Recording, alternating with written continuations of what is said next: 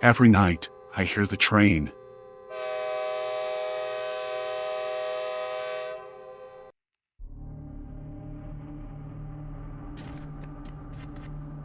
A few days ago, we moved into a house 500 feet from the tracks. What a mistake that was. Every night, without fail, at exactly 2:14 a.m., the train rumbles by, laying on the horn like no tomorrow. And then, last night, it sounded closer. At 2:14 a.m. on the dot, I heard the familiar cry of the whistle. Hey! Does it sound louder to you? Sounds as loud as it always does, David groaned. Why did we get a house so close to the train? This is torture. Because it was cheaper. I'd rather eat ramen for the next 2 years than listen to that whistle. It's louder. Much louder. I walked to the window, peering through the blinds.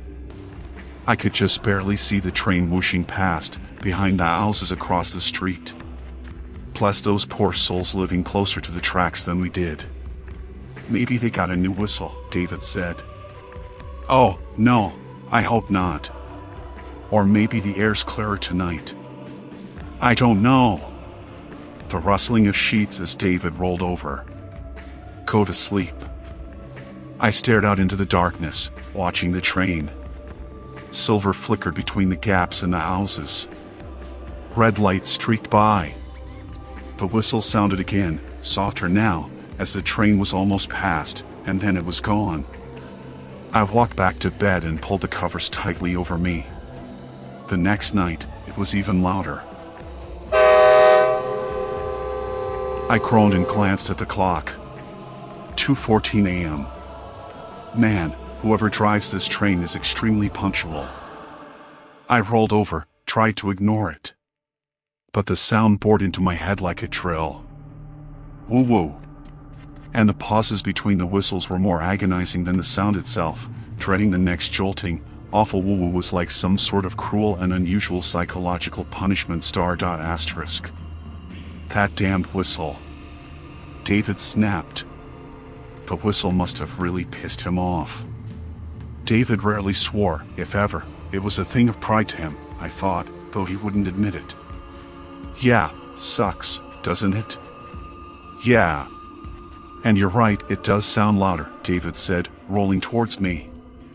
And you know what? I've never seen that train during the day. It's like it's trying to wake everyone up. Huh. That was a weird thought. He was right. I'd never heard it in the daytime. But there must be some explanation for that, right?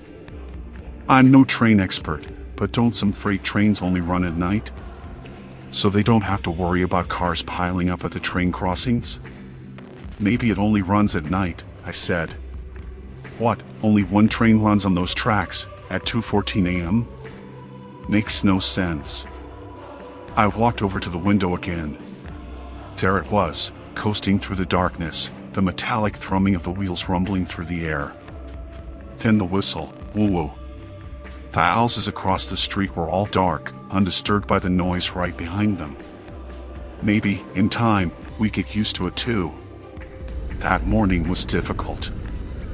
I fumbled through my morning routine, almost brushing my teeth with anti-itch cream. As I walked out into the driveway, I saw one of our older neighbors in her pink jumpsuit, doing a morning walk. Energetic and spry, which seemed almost superhuman this morning. Good morning, she said, with a bright smile. Good morning, I replied. She was almost out of sight when I remembered she lived in the house across the street. Right in front of the train tracks. Hey! Gertrude? I called. Yes, dear? Didn't the train keep you up last night? Her smile didn't waver. No, dear. Didn't even hear a train last night. Really? You didn't.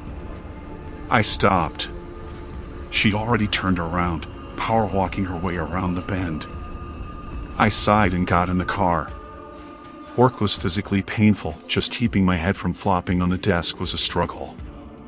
My brain was in a fog despite the 2 cups of coffee I downed, and I made no progress on the report due Tuesday. When I pulled into the driveway at 5 p.m., I knew what I had to do. I was going to look at the train tracks. I don't know why I did it, exactly. I guess it's for the same reason people want to see the face of the masked man who mugged them or broke into their home. Somehow, coming face to face with your tormentor is oddly satisfying. But nothing prepared me for what I found. I walked straight across the road and between 2 houses, hoping no one saw me. I was technically trespassing, probably. To my left, there was a little plastic slide in the backyard, just a few feet from the tree line in front of the tracks. What? Someone lets their kids play out here? So close to the tracks? I glanced at the other backyard. It held a cute little patio area, which, again, was pretty close to the tracks.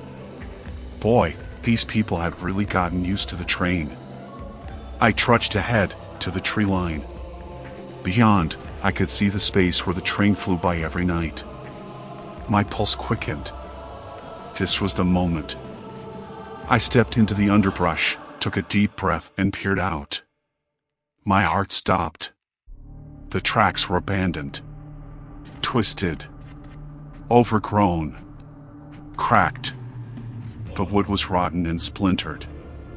Wayward weeds, and even small shrubs, had burst up through the space between the railroad ties. I looked left. Then right.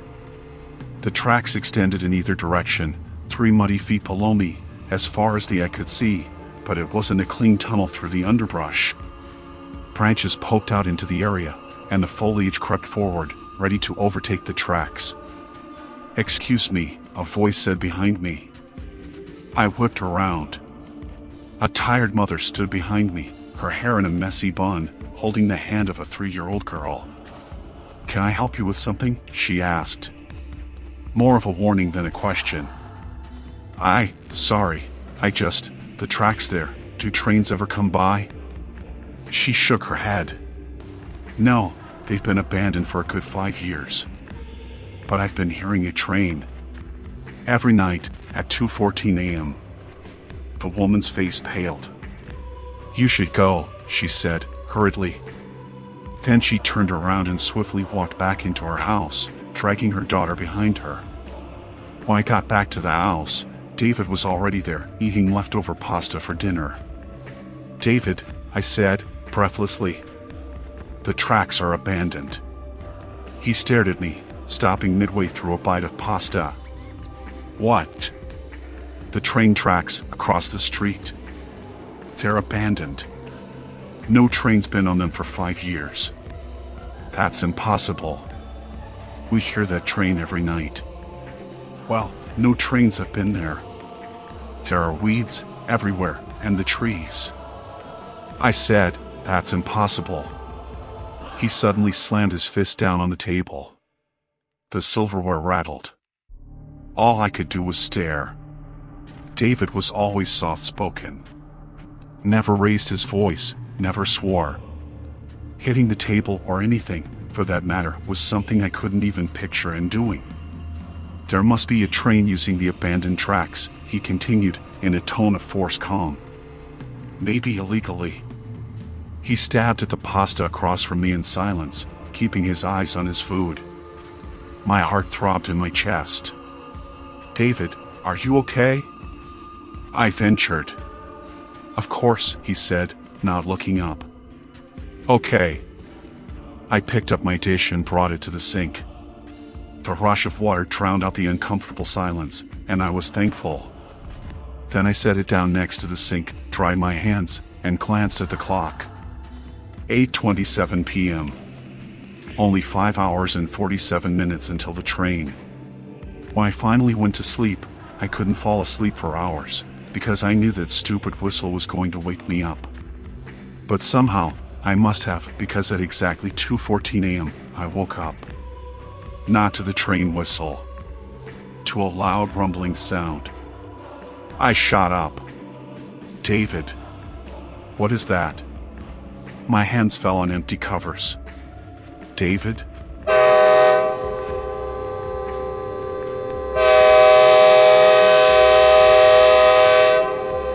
The whistle pierced the air, so loud it hurt my ears. I jumped out of bed, ran across the room. David? Where are you? I froze as red light flashed through the blinds. What the hell is going on? The sound, the noise, it was like the train was going by right outside our window. Like it would crash into our house at any moment, flatten and crush us to pieces. I finally tore my eyes away, yanked the door open, and charged out into the hallway. David? Duh. He was just standing there, in the guest bedroom. In front of the window, still as a statue. The red light flashed across his face as he stared out. That fucking train, he said in a hoarse whisper. A chill coursed through me. I approached him, slowly, my heart pounding in his chest. His expression was hard to make out in the darkness. I only saw the red light, sparkling in his eyes. David? Are you okay? That fucking train, he repeated. I joined him at the window, my whole body shaking. But the train, it was where it always was. Whooshing by behind the houses across the street. No! There's no way it could have made so much noise from all the way over there. Now, the noise was quieter. Back to normal. David, come on. Let's go back to sleep. My heart pounded, waiting for him to speak. Instead, he silently followed me back into the bedroom. He climbed up into the bed, pulled the covers over himself, and didn't say a word. I stared at the ceiling, sleep the last thing from my mind. We both slept in that Saturday. By the time I rolled over and looked at the clock, it was almost noon. Hey, sleepyhead. I turned to see David laying there, a smile on his face. Hey. Memories of last night flooded back to me, and my smile faded. Last night, you seemed out of it. Are you feeling okay? I'm fine, he replied, pulling me close. And I believed him. I really did. Because I'm a sentimental fool, blindly in love, I don't know. The rest of the day was wonderful, just a lazy, rainy day with David, laughing and watching shows, but after the sun set, he grew agitated. I have something to get done, he snapped, after dinner. Then he stormed upstairs to his study, and I didn't see him again until I went to bed around 11. By then, he was fast asleep, lying still and facing away from me. Breaths slow and rhythmic. As expected, I woke up a few hours later with a start. But as I sat up in bed, only silence filled my ears. No train whistle. No rumbling. I glanced at the clock, 2:10 a.m. Ha, that's weird. I've never woken up before the train. That's when I noticed the bed was empty. Again. David? I climbed out of bed, ran down the hallway. But this time, he wasn't in the guest room. I charged down the stairs. David? Where are you? Motion caught my eye through the dining room window. A man, crossing the street. David. What the hell is he doing? Against my better judgment, I pulled the door open and walked down the front steps. By the time I got to the road, he was already slipping into the shadows between two houses, heading right towards the tracks. David. I yelled. He didn't turn around. I broke into a run. I couldn't see him anymore. The moonlight didn't make it into the gap between the houses. I made it to the grass, tiptoed through the alley, and fought through the brambles at the tree line. He stood with his back to me, at the edge of the tracks. Still as a statue. The moonlight glinted off his hair, outlining him in silver light. David? I asked, softly. 1 minute, he replied, without turning around. 1 minute. Until the train. David, this is insane. We shouldn't be out here. It's late, and this is someone else's property. I reached for his arm. As soon as my fingers touched his skin, he jerked away. Come on. We have to go back inside. What are you hoping to do, anyway? Stop the train? I scoffed. You've been acting really weird, David, and it's honestly scaring me a little. Good. Then it all happened so fast. He whipped around and grabbed my shoulders. With a simple pivot, he swung me in front of him, and then threw me down onto the tracks. The impact of the metal shot up through my hips, my arms, my back. I fought my way up, feet slipping over the rotten railroad ties. David, what the hell are you doing? Now, I could finally see his face. He stared straight ahead, as if focused on something far away. His lips were turned up in a smirk. 30 seconds, he said, softly. David.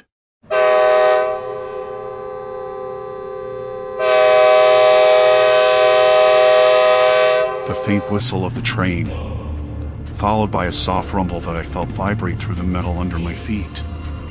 A pair of white lights twinkled in the darkness, like twin stars.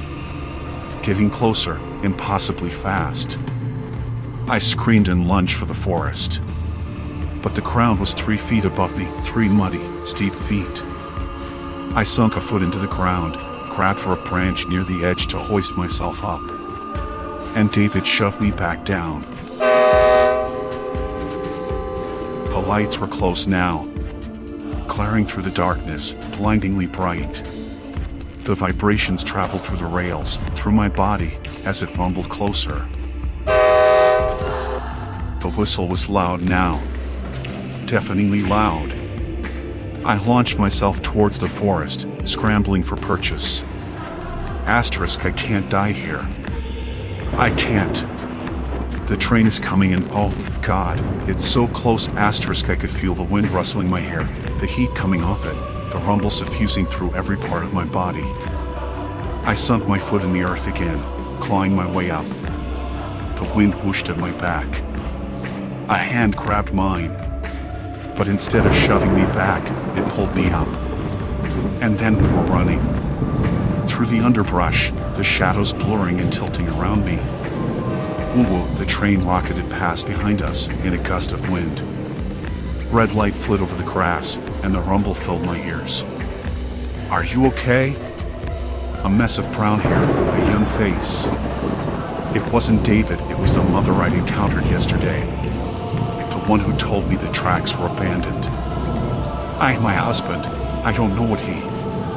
She squeezed my hand and looked into my eyes. Don't worry. He can't hurt you now. I stared at her, my heart pounding. What are you saying?